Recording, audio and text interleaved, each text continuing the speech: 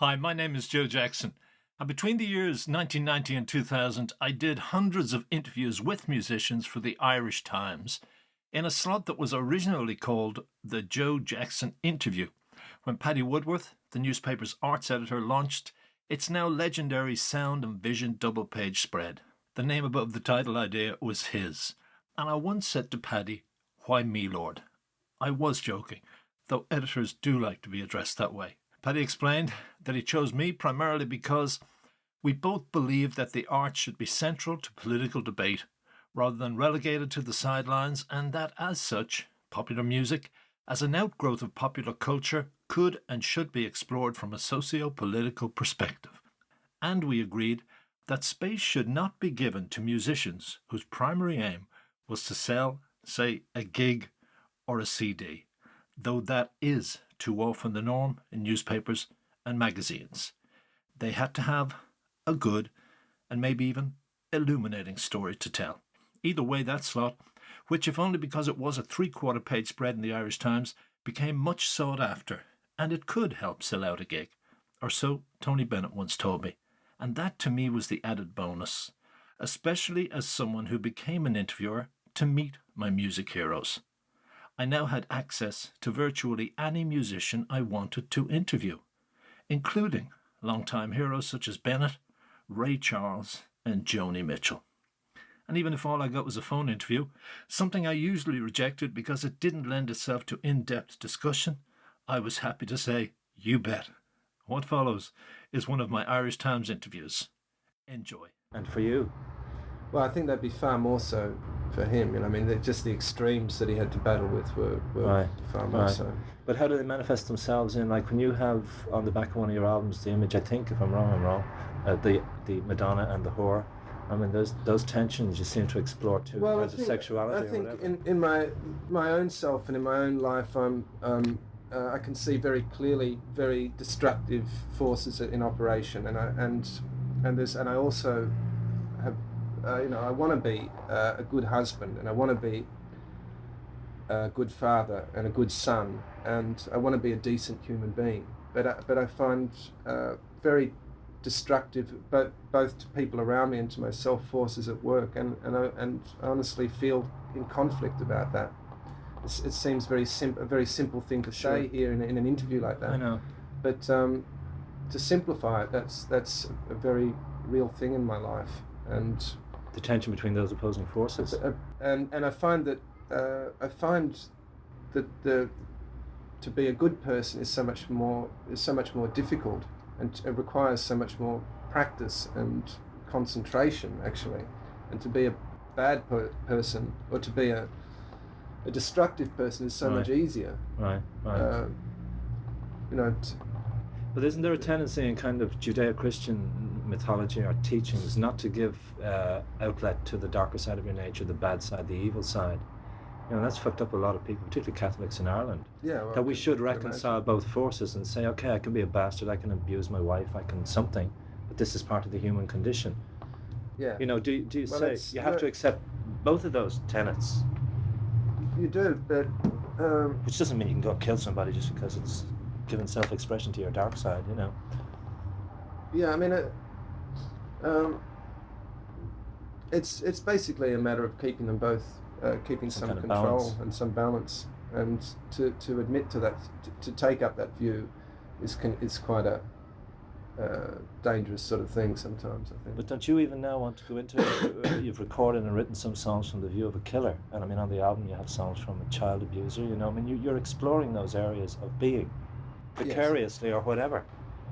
Obviously that's something you want to come to terms with. Well, I think I do, and I am. Yeah? I mean, in regard to those sort of characters, I enjoy writing about extremes of things, and so I often write songs where I develop characters simply because they can take the extremes of emotion to their logical conclusions, really. Right. And very often they are, murder, or it's a sort of enjoyable but safe way of Discharging. discharging things. Yeah. But the one about child abuse is rooted in your own history, is it? Well, Sexual abuse or molestation? I mean, I have to say here right now that I've never been sexually abused by Because my I read parents. that in the enemy, and that's what I thought it was saying. Yeah. When I read that in the enemy, it sounded like my parents were responsible for that, which I have to say is completely untrue. Good. Well, I'll put that out. Okay. No, that's what I read it as too. Okay. So what then did you mean though? I mean, having certain experiences of being. Well, I mean, I had a rather physical piano teacher, for example. All right. Who used to we rehearse in a little place next door, and he would had an organ actually in his room, and he used to say, "Come in and play with my organ," which you know, and consequently sit down next to me and sort of fondle me, and I'd have to sort of get up and sort of run out of the of the house. No, I had no I had. But I mean, I was alarmed at reading that in the anime, simply because it sounded as if it was my parents, and my parents were both very loving and very caring people, and would alarm them even more. Absolutely, yeah. Especially if every journalist fucking picks up the enemy today or yesterday and follows the same line. But I'll happily throw it out the window. Yeah, but I don't have to sort of be addressing that. This ends up sounding like Madonna or something like this. Well, in Ireland it will sound like Sinead. Yeah, whatever. But I mean, I'm sure we can all find some sort of physical abuse in some way as a child. And oh yeah, thank you. When you're trying to, just to bring down to its logical conclusion, the analysis of your own potential for self-destruction, have you analysed the root of that?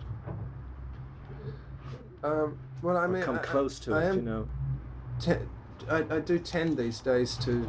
I mean, I have spent time trying to do that, but I do tend these days to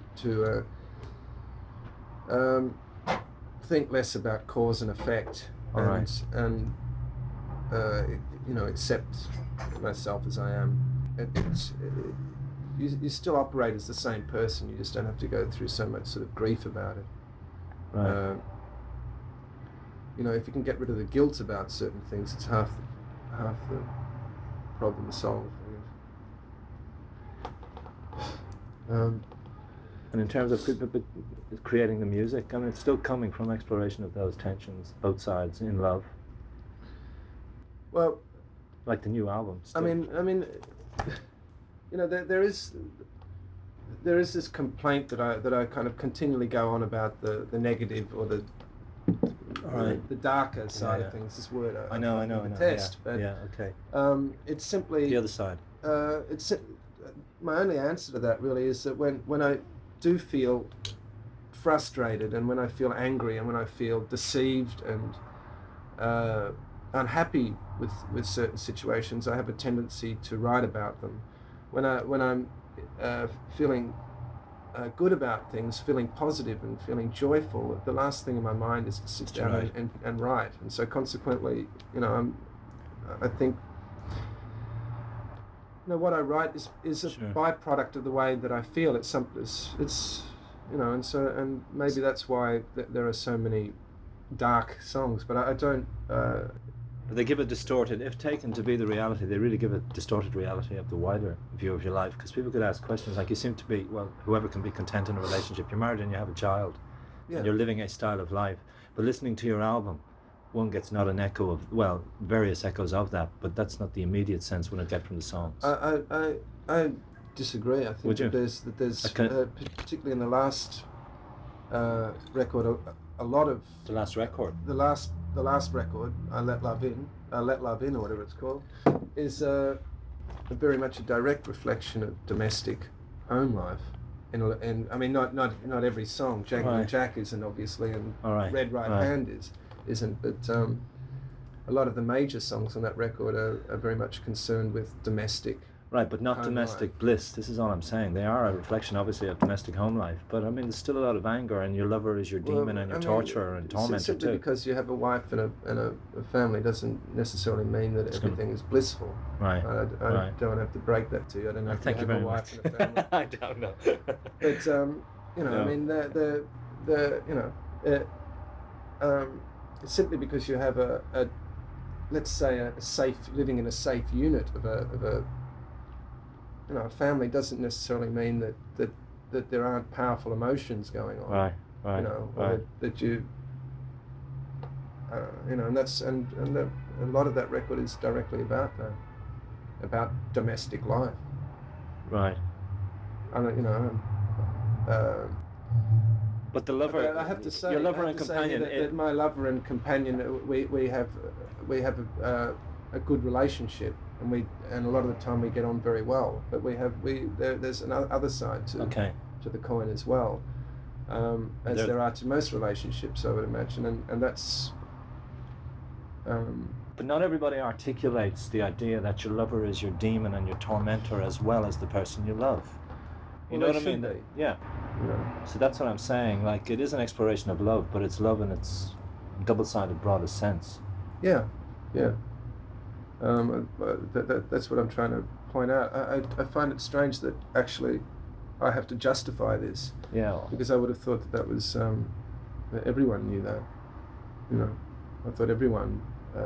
If you love somebody, then clearly they are both things. Well, not everybody has as mature a view of love, because a lot of them are twisted out of shape by movies, by other styles of love songs, by, you know, societal concepts that everything should be harmonious or it's wrong. You know, that kind of naive. I spend a lot of time going to the cinema and seeing the way other people's relationships are in the cinema, particularly when you've got people who are supposed to be in love and husband and wife, and they're happy and all that sort of stuff.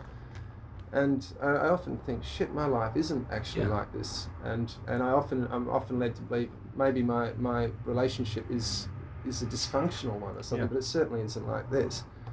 And but at the end of the day, what you're seeing on the screen is bullshit, like everything else is. But not everybody realizes the myth of romantic love is a lie. You know, you know what I mean? Especially if we're talking about Hollywood. Yeah, no, but if you're talking about Hollywood movies as opposed to Wim Wenders or whoever, you know what I mean? You are going to get a lie in relation to love. And I would see your songs and some of the other songwriters we've been talking about as presenting a truth, or, you know, a different presentation of love. I think people are more enslaved by that than you may be giving them credit for. Well, one of the questions I get asked a lot is, how does my wife feel about the songs you write? You know, because a lot of the songs are directed at her and are about her, and my answer is that she's intelligent enough and secure enough in our relationship to know to know that this is one side of the relationship, and that this is what being together with a person is like. And I don't know anybody who has a relationship with someone where it is simply a bed of roses. But the other part is that someone could ask it, and Cohn has raised the question himself, the question of cannibalizing the life of a lover or a family member to produce your songs. Is there a moral question there? You know? That's nicely put. I mean, for me, I can't afford to pose moral questions like that about what I write, simply because I write. It takes me so much to write a song. I simply can't be sitting there and saying, is this morally correct to be feeding on this experience to write songs? I simply have to. There's no that these are my experiences and they're all I've got to write about. Right. So you know, I mean, there's no alternative for me. Right. And it would be a waste of time to be writing about something that I wasn't experiencing, simply to save, you know, the people dear and near to me. Well, he also added in that comment that separating the great writers from mediocre writers are those who say, I'll use anything. Yeah. I have no choice. Well, what you're saying, I have no emotional, psychological choice in the matter. That's right. You only have what you're given, really. Do you see, I mean, a lot of people praised the last U2 album. Do you listen to what? Hi, Joe Jackson here again. And if you want to read the article that came out of that chat you just heard, check my website, joejacksoninterviewer.com. Also, if you'd like to be notified of shows that focus on hundreds more interviews like the one you just heard, why not subscribe to the Joe Jackson Interviews podcast? Either way, thank you for listening. Hi, Joe Jackson here again. And if you want to read the article that came out of that chat you just heard, check my website, joejacksoninterviewer.com. Also, if you'd like to be notified of shows that focus on hundreds more interviews like the one you just heard, why not subscribe to the Joe Jackson Interviews podcast? Either way, thank you for listening.